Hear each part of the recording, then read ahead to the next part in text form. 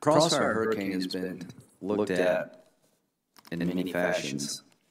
The Inspector General's report found 17 policy violations regarding the way the Crossfire Hurricane operation was performed. The FISA court basically rebuked the FBI and the Department of Justice regarding the warrant application made against Carter Page. Every person that we talked to, been able to get a hold of, has said, if I knew then what I know now, I would not have signed the Carter Page warrant application. We'll take that topic up with Mr. McCabe. And counterintelligence investigations of political people, the committee needs to look long and hard at creating some new rules of the road. This won't be the last time foreign governments try to interfere in our election, and the Russians did, for sure. Try to interfere in the 2016 election. We'll see what happened in 2020. But also, you got to make sure that those involved in investigating campaigns have a even hand about it, and that whatever biases they have don't seep into the system so that one candidate gets treated differently than the other. Please, go ahead. Okay. Chairman Graham, Ranking Member Feinstein, and distinguished members of the committee, thank you for giving me the opportunity to testify today. I had the privilege to serve as an FBI agent for over 21 years. From my first assignment working Russian organized crime in New York City to the last years I spent as deputy director at FBI headquarters, I worked with the greatest people on earth. Men and women who've dedicated their lives to protecting the country as agents, analysts, and professional staff members of the FBI. I know FBI people as hardworking, dedicated patriots who are committed to the rule of law above all else. Their jobs are hard, sometimes dangerous, and often they are pushed beyond the limits of their experience into volatile, unpredictable situations. FBI personnel are not perfect, but when they make mistakes, they submit to the rigors of oversight and remain committed to learning and getting it right the next time. In July of 2016, the FBI initiated an investigation codenamed Crossfire Hurricane to determine whether an individual or individuals from the Trump presidential campaign might be coordinating with the Russian government to interfere with our 2016 presidential election. The concerns that led to our initiation of this case are well known. In the fall of 2014, the FBI had begun tracking cyber actors affiliated with Russia who were targeting U.S. political institutions, academic think tanks, and other entities. In the spring of 2016, this activity intensified as new Russian cyber actors invaded computer networks at the Democratic National Committee. At the time, we did not know what they planned to do with the information they were stealing from the DNC, but soon we found out. In July 2016, Russian intelligence agents, acting through the online alias Guccifer 2.0, published hundreds of thousands of emails and other information stolen from the DNC with the intent of damaging Hillary Clinton on the eve of the Democratic National Convention. This malicious use of stolen information signaled a new level of hostility directed at the heart of American democracy. Several months before this release, and unknown to the FBI at that time, a foreign policy advisor to the Trump campaign, George Papadopoulos, informed a diplomat from a friendly foreign government that the Trump campaign had, quote, received indications from the Russian government that it could assist the campaign through the anonymous release of information that would be damaging to Hillary Clinton, close quote. It was only after the DNC information was publicly released in July that the diplomat communicated the content of his conversation with Papadopoulos to the United States government. So what did we know in July 2016? Well, we had known for almost 2 years that the Russians were targeting our political institutions in cyberspace. By the spring of 2016, we knew the Russians had stolen information from the DNC. By July, we knew the Russians had used that information in a manner designed to hurt Hillary Clinton's chances in the election. And then we learned that before the Russians attacked us, an individual from the Trump campaign may have known the attack was coming. FBI policy sets the threshold for opening a full field investigation as the moment when you have information or articulable facts that indicate a threat to national security might exist or that a federal crime might have been committed. We did not open a case because we intended to stage a coup or overthrow the government. We did not open a case because we thought it might be interesting or because we wanted to drag the FBI into a heated political contest. Very quickly, did anyone from the Trump campaign wind up being prosecuted for colluding with the Russians? Senator, it's my understanding, the results of the Mueller investigation, that no one was prosecuted for criminal conspiracy involving activity with the Russians. That would include Mr. Papadopoulos, is that correct? Mr. Papadopoulos, to the best of my recollection, was prosecuted for making false statements to FBI agents. Thank you. On September the 7th, 2016, the CIA, now not the Australian ambassador of the United Kingdom in London, but our CIA sends an investigative lead over to the FBI. And they informed the FBI of U.S. presidential candidate Hillary Clinton's approval of a plan concerning U.S. presidential candidate Donald Trump and Russian hackers hampering U.S. elections as a means of distracting the public from her use of a private mail service. How many agents were assigned to investigate that?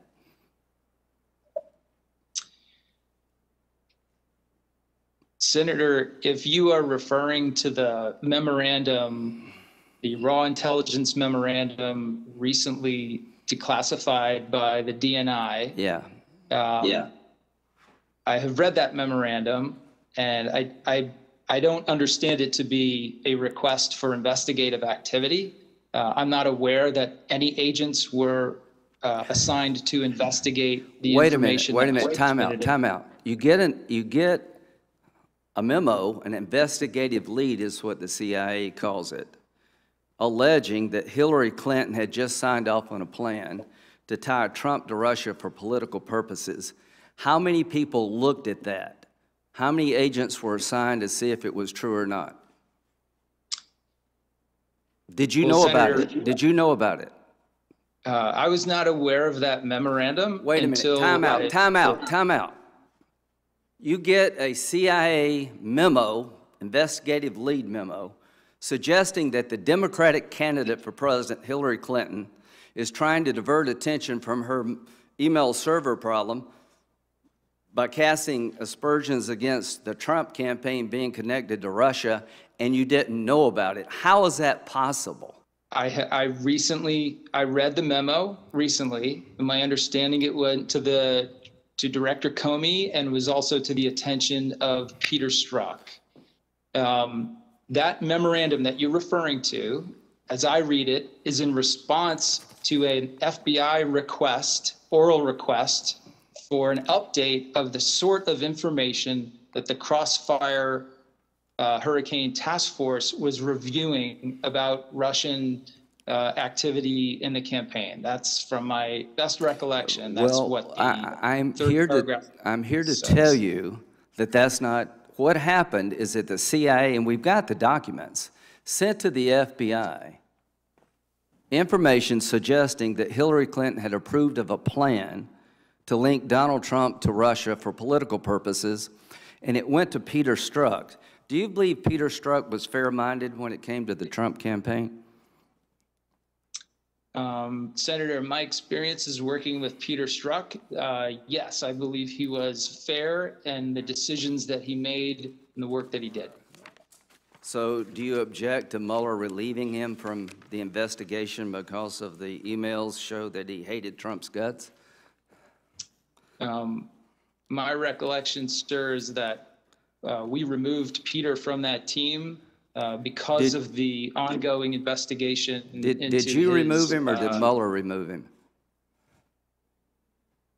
We had conversations on the evening that I was first shown the text messages between Mr. Strzok and Ms. Page, and we made the decision to remove him And we reached out to Right. Director Mueller's team, and they agreed with that. Here are the facts.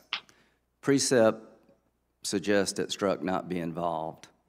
You overrode him. And here's what we know about Strzok and Page. Page, March 3rd, 2016. God, Trump is a loathsome human. Oh my God, Strzok, Trump's an idiot.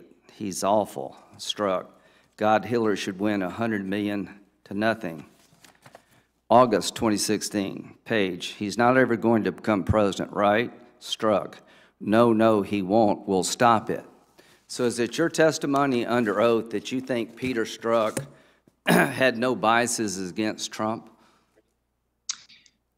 Senator, it is my testimony under oath that the work that I saw Peter Strzok do on the Crossfire case and on other cases. Why didn't he tell you? Indicate any. Go ahead. Senator, I'm having a hard time finishing an answer. I don't know please, if it's please finish. Connection or what. But. Please finish. So I was simply stating that the work that I saw Peter do on this case and other cases, from that work and the decisions he made, I did not see any indications of political bias. How do you explain to the American people that when the FBI received a memo from the CIA alleging that Hillary Clinton had signed off on a plan concerning U.S. Presidential Donald Trump and Russia hackers hampering U.S. elections as a means of distracting the public from our use of a private mail service, that you did nothing? Should Peter Strzok have told you about this?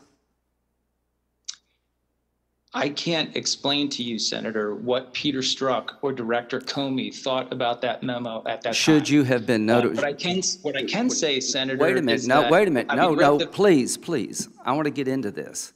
Everybody is saying that you had the right to open up an investigation against Trump based on the U.S. ambassador, the Australian ambassador to the United Kingdom who heard a conversation in a bar.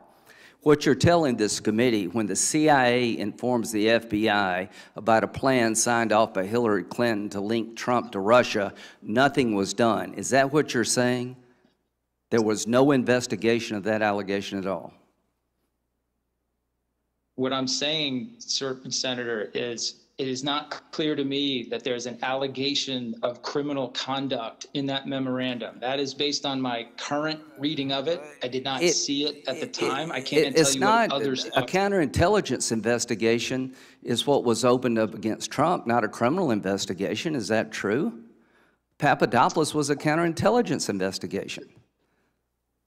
The case against Mr. Papadopoulos was a counterintelligence case. So if you're going to have a counterintelligence investigation opened up against the Trump campaign based on a conversation by the Australian ambassador to the United Kingdom based on a bar conversation, you're telling me that's legit, and you put all the resources for 2.5 years to run that down, but you're telling this committee when our own CIA suggests that Hillary Clinton signed off on a plan to link Trump to Russia for political purposes, you didn't do a damn thing. Is that your testimony? No, sir, that's not my testimony. Well, what happened? My testimony, I'm happy to explain to you how we thought about the issue with Mr. Papadopoulos. No, that's not my question. No, my question is, why did the FBI not open up an investigation based on the CIA input? The CIA is telling the FBI that they have information that Hillary Clinton signed off a plan to deflect attention for her and put Trump in a bad light regarding Russia. That came in September 2016. You didn't know about it, apparently. Can you explain to this committee and the American people why the FBI did nothing regarding that allegation? I cannot, sir, explain to you what Peter Strzok or anyone else thought about that at the time, but I can explain to you that the information in that memo. I accept that you believe that Mr. Papadopoulos should be looked at. I'm not arguing with you. I don't understand how you can tell how the FBI operated.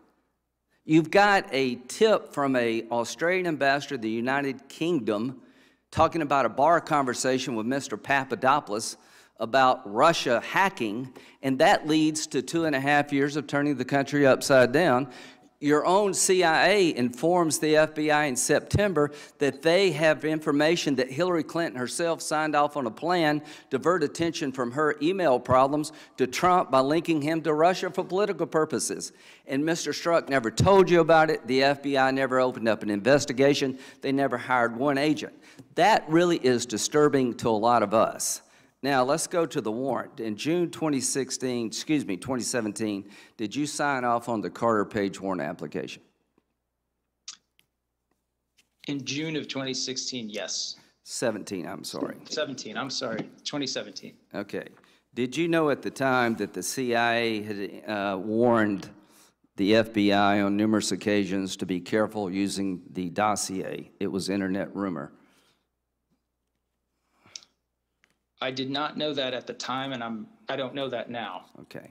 Well, we got a list of, list of CIA informs the FBI that Carter Page had been approved as an operational contact from 2008 to 2013. Did you know that the CIA had told the FBI that in August of 2017? No, sir. The reason that's important, that would explain why Mr. Page was actually talking to people he claimed to be talking with. Did you know, did you have a conversation with Mr. Orr about the reliability of Christopher Steele? I had a conversation in October of 2016 with Mr. Orr about his interactions with Mr. Steele. Did he tell you should be concerned and be careful?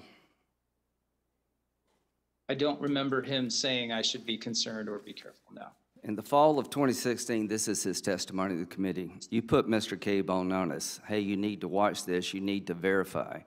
I certainly gave him the same caveats, and the caveats were that Steele hated Trump. Yes, your concerns. Yes. What did he say when you told him that you were concerned about you need to be careful, for lack of a better term? I think he understood because he also worked on Russia criminal matters. So we have Mr. Orr under oath saying that expressed concerns to you, Strzok, and others about the reliability of Mr. Steele. You don't remember that? Senator, I don't remember the specifics of our conversation. However, we were engaged in trying to determine and verify the statements in Mr. Steele's reporting at that time. So Okay. we were certainly concerned about those things. Were you aware of the subsource interview in January and March to the FBI? I was aware that an individual who our team thought of as one of the primary subsources had been identified and that they were interviewing. Did they tell you about the substance of those interviews? Not in detail.